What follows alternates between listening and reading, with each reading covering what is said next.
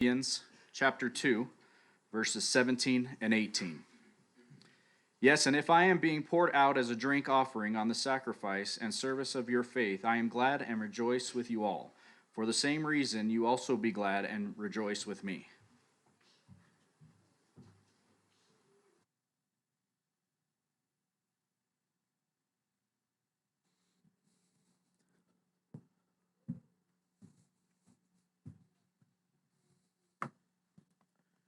Good morning. What a beautiful day. I don't know who parked right there, but your windshield has got a glare coming in. Hit me hard this morning. You don't have to go move it, though. I'd rather you stay. We want you to know what a great privilege it is to be together in fellowship and love of one another, that our family can come together in peace and in harmony without fear of molestation from the government or our peers outside, that we can come together without strife and conflict even within. If you are visiting with us this morning, we want you to know how welcome and wanted you are right here at the Brighton Church of Christ. Become part of a family that can help you get to heaven, to lead a closer, deeper relationship with Jesus himself. You know, sometimes life just gets us down. There are, we might say, bills to pay and deadlines to meet and projects to do and household chores, appointments, kids' activities, and then there's some kids' activities, and there's even a few more kids' activities in there, errands to run. It's like Screwtape's plan for busyness of life has come true for us. And in the midst of it all, we not only is the image of God himself obscured or threatened, but our sanity is threatened sometimes. It's because God created us to exist together for one another. In fact, one day maybe we'll do a series on the one another passages in the New Testament to show that there is not just a camaraderie, but a connection between us all, something that goes beyond just a mere handshake and a hello, that we need each other in society. But when we focus on our own household only, and we don't connect with those outside of our families or those outside of our very closest friends, then we are actually failing to live up to our fullest potential. We know that we all have a certain amount of potential for joy and happiness, a potential for that abundant life which Jesus came to bring to us. We know we have that potential, but do you realize sometimes we hold ourselves back from that potential by not taking care of one another, by not being concerned about one another like we ought to be. So how can we find happiness in the midst of such chaotic demands on our time, being pulled in every direction? What can we possibly do to make life a little bit better? And the answer may surprise you. It's to do something for someone else. Not your kids, not your mom and dad, not your cousin, aunt, uncle, grandma, and grandpa. Do something for someone outside of your family. Bake cookies for a shut-in. Join a park beautification project. Volunteer to protect life of the unborn. Visit the nursing home. Rake leaves for a neighbor. You know, the opportunities abound. Ideas come up all the time, and the benefits are many. Because when we start looking outside of ourselves, the aches and pains and the toils and the strife and the stress of life tend to melt away. I know it seems counterintuitive, right? I'm already so busy, how could I possibly add baking cookies for a shut-in? How could I possibly add raking my neighbor's leaves? I've got too much to do as it is.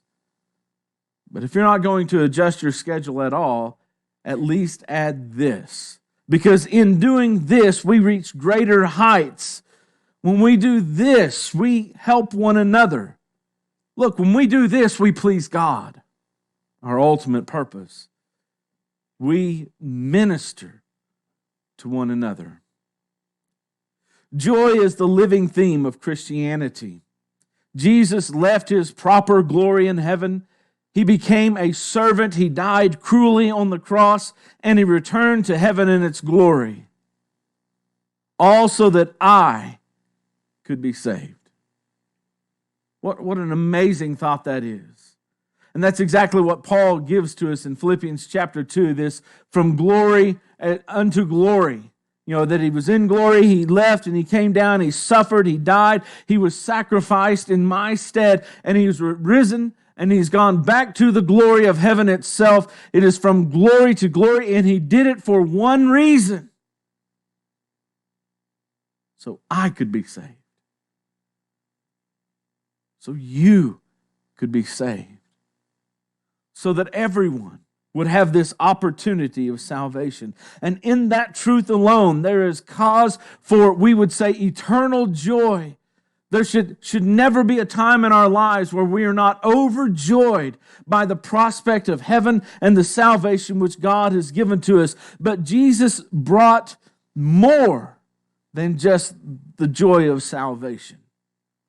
We've been engaged now in this study of the book of Philippians, and we've noticed in Philippians how Paul mentions such things as there's joy in the community that we share. There's joy in the adversity that we face. There's joy in the integrity that we hold. There's joy in the unity that we share with one another. Last week we saw the joy of taking responsibility for what God wants us to do, for the life that He wants us to live. And today we're going to look at Paul's joy in ministry, in serving others, in doing for others, and looking beyond ourselves to a world that needs the love and compassion of Jesus.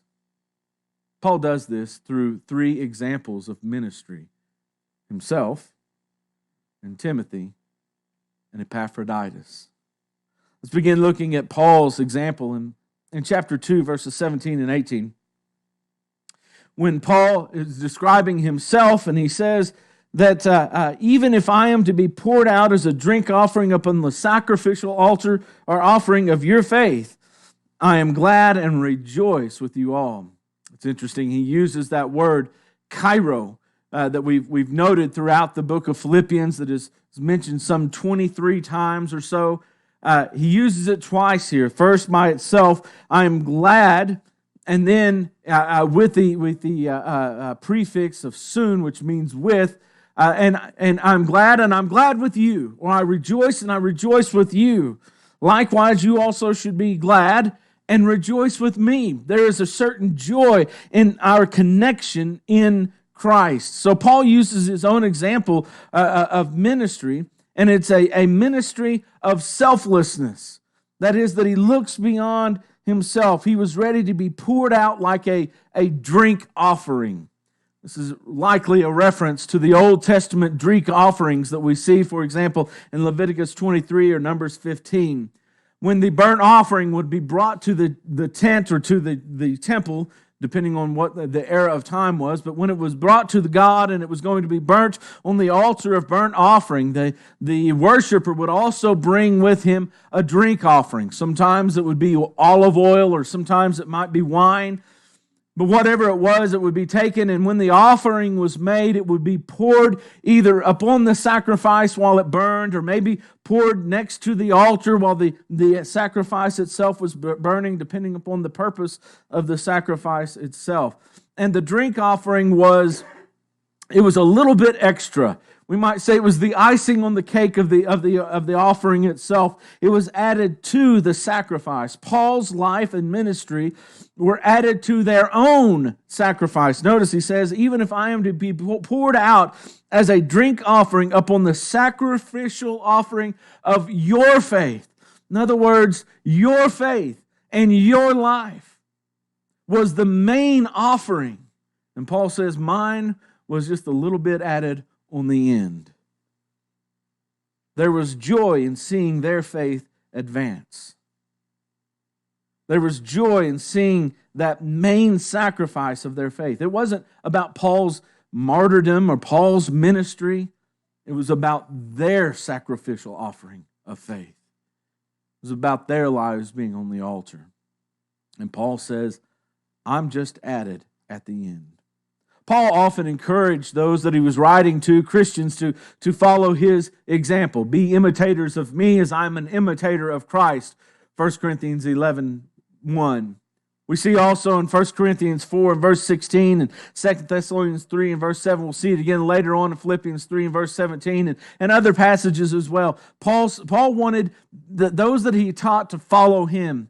You know, it's interesting. Sometimes we think about following in the footsteps of Jesus. Peter encouraged us that he has left an example for us to walk in his footsteps.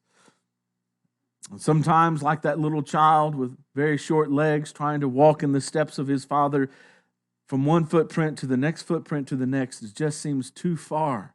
It's too big a leap to follow in such big footsteps. But now we've got Paul. Paul, not the perfect Son of God. Paul who faced trials. Paul who had committed himself to murdering and persecuting the church. Paul who was so estranged from God while living like he was pleasing God was finally called. Paul who even as an apostle was not a perfect man, and his steps are a little closer together. His steps are a little easier to follow because he's like us. He's imperfect. And so we walk in Paul's footsteps. Now, Paul's not saying you don't have to be like Jesus. Be followers of me or imitators of me as I am an imitator of Christ. Yeah, I know the big footsteps of Jesus are still there. But Paul says we're linked arm in arm. And we're drawing closer and closer. And we're trying to walk in those footsteps as he's called us to do. And what does it take to do that? It takes a certain selflessness to minister to others. Think about Jesus who emptied himself, right? He came and he took upon him the form of a servant. That was selfless of Jesus. This is the very heart of the great cultural battle that we see today.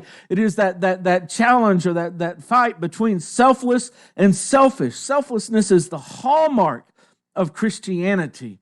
We look back in our own history, human history of the United States of America, and we have the greatest generation. You know, that World War II generation. It was a hallmark of them to leave farms and leave families, leave careers, to go and fight for the freedoms not just of our country, but for against oppression in other parts of the world. Their lives defined selflessness. And that's exactly what we need to see. We talk about those who are, choose careers of selflessness, like teachers. Teachers don't teach for the money, right? They teach for the kids. They teach because there's something bigger than themselves that they want to give to, or doctors who are there to. Most doctors who are there to help and to heal other people. There's a selflessness in their hands. Or the farmer who eschews a life of high money, high monetary content, and instead chooses to get dirt under his fingernails and work the land so that not just that he can feed his family, but that he can feed an entire nation. Selflessness. The garbage man who drives down the street, who comes home at night after a full day's work, and he smells of the sludge that's in the bottom of those sacks that you throw away. We put them at the curb hoping never to see them again, and he picks them up and he carries them away and hides them from our eyes. And he does it because someone has to do it, and it might as well be him. Selflessness. It seems like today our culture is moving towards selfishness. That people don't want those jobs. They don't want to get dirt on their hands, much less under their fingernails. They don't want a reek of garbage and sewage. They don't want to smell like that. They don't want to do those jobs. That's for somebody who is selfless. But not them. They are selfish. There is joy in selflessness, though. There are 4 hallmarks of selfless ministry that Paul identifies here. One is that he was willing to die, to be poured out as a sacrifice, meant to die. He says, my life would die. He was ready to die for them. And that's what selflessness is. We saw it in Jesus. We see it in Paul, a willingness to die for others to hear the gospel and be saved. Number 2, it is a willingness to let others receive the accolades or the glory. You know, how often do we do things so that people will look at us, or we see others who want the glory, they want the accolades, they want people to say, oh, he or she is such a good person. And even if they're doing the right things, they're doing it for a false or wrong motive. But selflessness says, I'm going to do what's right, and if no one notices, it's okay. It's okay. Number 3, it is a willingness to give up personal comforts. Paul says, you know, I've got Timothy here working with me. I got Epaphroditus here with me, but I want to send them to you. I want to give up my personal comfort on your behalf. That's selflessness. It's a willingness to take the hit from others. We don't want to be slighted. We don't want to be offended.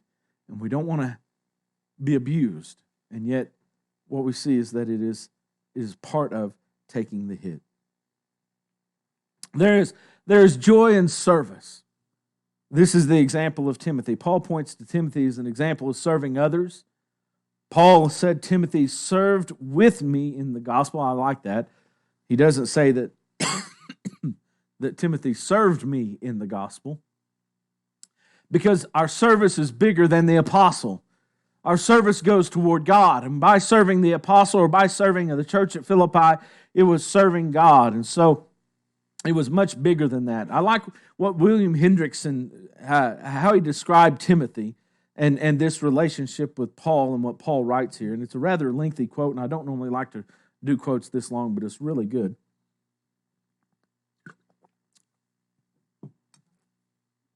As far as temperament, he says, disposition and inclination were concerned, and this especially with a view to the present assignment, there was no one who could compare with Timothy. There was not one with a heart like his. He was a fine, sympathetic, amiable spirit. It is as if Paul were saying, you Philippians must not be disappointed if upon my release I cannot in person immediately come to see you. As soon as ever possible, I will dispatch Timothy. No one is better qualified and more favorably disposed. Already as a child, he was an eager student of the sacred writings, a teachable and obedient son, 2 Timothy 3 and verse 15. As he grew up, he was highly recommended by those who knew him best, Acts 16:2. Upon his conversion to the Christian faith, he became my beloved and faithful child in the Lord, 1 Corinthians 4:17. And a little later, my special deputy and fellow worker, Romans 16:21. Always ready to go wherever I sent him or be left behind wherever I told him to remain. To top it all, he is God's minister in the gospel of Christ. And do not forget either that from the very founding of your church, he has known you, and you have known him. Not only was he present when your church was established, Acts 16, but subsequently he has also visited you upon more than one occasion, Acts 19, 20, 2 Corinthians. He, therefore, is a natural. What great accolades for Timothy. What a great man he was and beneficial to Paul, and yet his example is an example of a ministry of service. He was concerned about their welfare. Timothy was dedicated to the Lord. Timothy was committed to serving the gospel. In the church today, we see many churches faltering because there are too many white-collar Christians. You know the difference between the white collar and the blue collar. White-collar Christians don't get their hands dirty. They show up for the fun stuff, but not for the cleanup. They pay others to do their part. They don't know the sting of rejection or the pain of service. That's white-collar Christianity. It's like we want to be aloof. We'll let the peons do the hard stuff. We'll show up for the glory. But Jesus didn't call white-collar Christians. Not only are there too many, one is too many. Because that's not the life that we are called to. We are called to be blue-collar Christians, to get in the trenches of the work and to walk beside Jesus, who came as a servant. Verse 7, chapter 2 and verse 7, he came as a servant. Where is he? He's in the trenches. He's getting his hands dirty. And the dirt that falls from his hands, may it fall upon ours as we serve with him. And then finally, there was Epaphroditus. And we see in him there is joy in suffering. Beginning in verse 25, I thought it necessary to send to you Epaphroditus, my brother and fellow worker and fellow soldier, and your messenger and minister to my needs. Ministry comes with its share of suffering, and Paul points to Epaphroditus as this example of suffering. He was born in Philippi. He had been sent by the church to assist Paul in his imprisonment. However, on the way he fell sick, and he nearly died. By the time Paul wrote the letter to the Philippians, Epaphroditus had recovered and was ready to serve once again and be sent back to Philippi with this letter, in fact, in hand. Only in this letter do we read about Epaphroditus here and later in the letter itself. He was concerned about their hearts. In fact, he says, he has been longing for you and for you all, and has been distressed because you heard that he was sick. It says, Epaphroditus learned that you knew he was sick, and he knows that you are concerned for him, and he's concerned about that. And there was some suffering of the heart that came along with that suffering of his body. He put their welfare ahead of his own. His welfare was concerned for Paul. He deserved honor for his sacrifice. We see it throughout the letter itself. Paul had great affinity for Epaphroditus. Notice he says, my brother. This is Epaphroditus, excuse me, my brother. Emphasis is on the close family relationship that they shared in Christ. Because they have come under the blood of Christ together. They are brothers and sisters in Christ, connected with the apostle himself. What a wonderful thought that must have been in those days. But not only that, he says he's my fellow worker. They had worked side by side to establish the church, right? They'd put their hands on the same plow. They'd walked the same row. And then he says he's my fellow soldier. Strove side by side for the cause of Christ. Exactly what Paul said. I wanted to hear about you standing side by side, striving for the gospel in chapter 1 and verse 27. So me and we've had that.